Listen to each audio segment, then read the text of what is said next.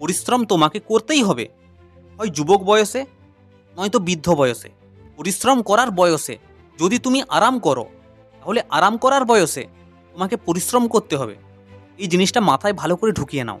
পরিশ্রম আজ নয়তো কাল তোমাকে করতেই হবে, কোনো ছাড় নেই। তাই তো আমি প্রত্যেকটা ভিডিওতে বারবার বলি যে দিন রাত এক করে পড়াশুনো করো, সবার থেকে নিজেকে দূরে রেখে শুধুমাত্র মন দিয়ে পড়াশুনো করো।